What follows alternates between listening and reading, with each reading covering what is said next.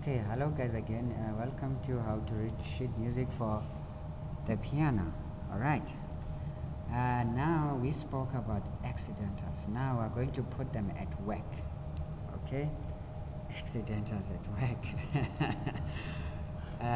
There is the treble clef. We're just going to demonstrate the sharps on that treble. So looking at that sharp, you see this is how they write them. They should, you see the most important part of a sharp is those horizontal lines, or rather semi-oblique lines.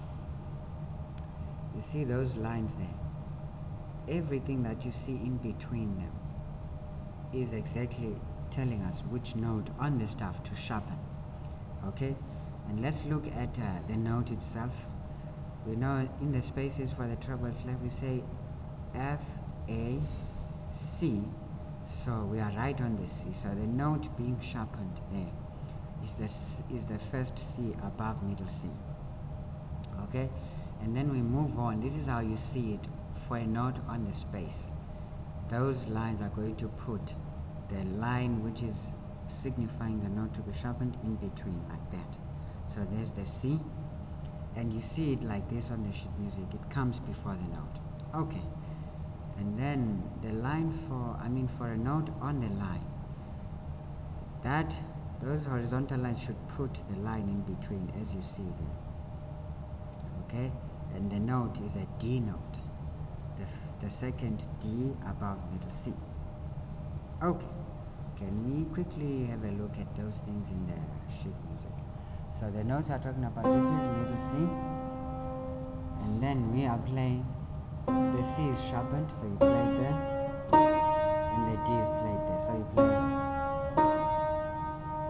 Alright, let's go back now and see what happens next.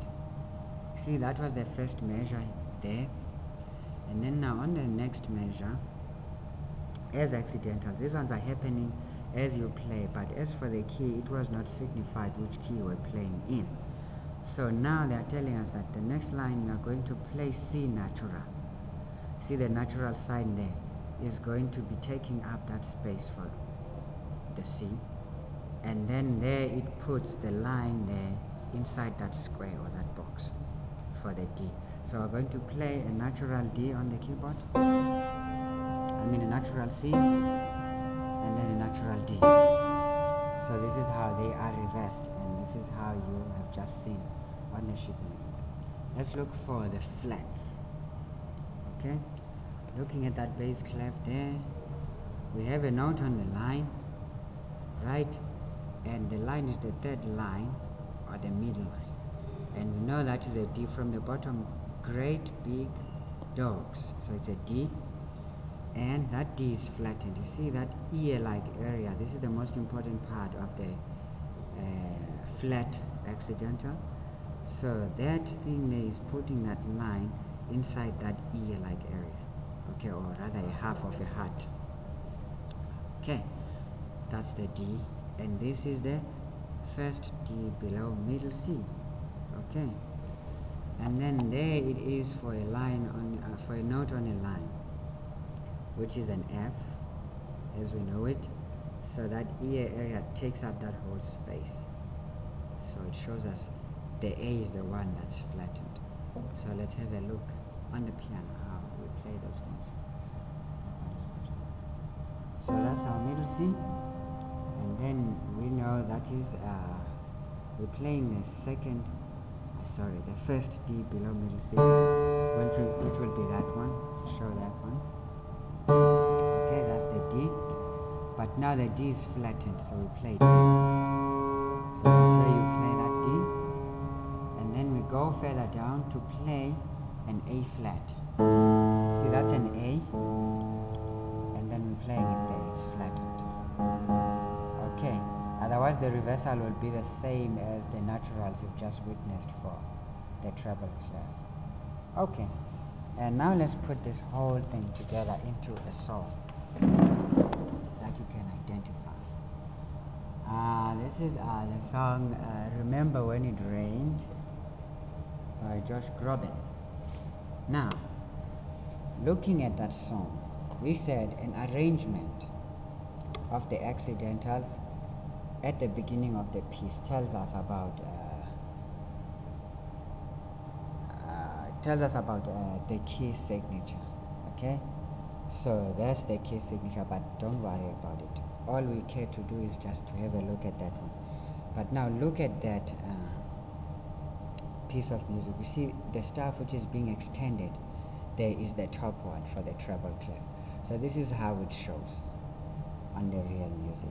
Okay, and then if we go a little bit down there on the second line, when you're looking there on the bass clef, you see it's extended only once to that note there, which is a D, because it's just below that line, and then it goes again, and then it's extended there once again, which is an E, as you would have guessed. Fine. That's exactly how you will see it on the sheet music, and you know where that should be on the piano keyboard. Alright, let's go and have it a few more examples. Now looking at Fair Elise by Beethoven, you see there we know we're playing in the key of C because it's not indicated. There's no arrangement of accidentals at the beginning, but there they show up as we play the song. So what is sharpened there is the second line from the top, which is a D. So you play as a D sharp, as you have seen in the example, and then it's played again as a sharp, but there you play it as a natural. Okay, that's how it works. Zooming out there on the very same piece, you see the top stuff has been extended. There's about 3 lines. It's 1, 2, 3, and that note head is sitting on the third line on top there, which makes it an E. Okay, so this is just to show on the real music how do those things work. Okay, have a nice one. We'll just keep on playing songs from now on, just so you get used to it. I hope that was good enough. Okay, goodbye.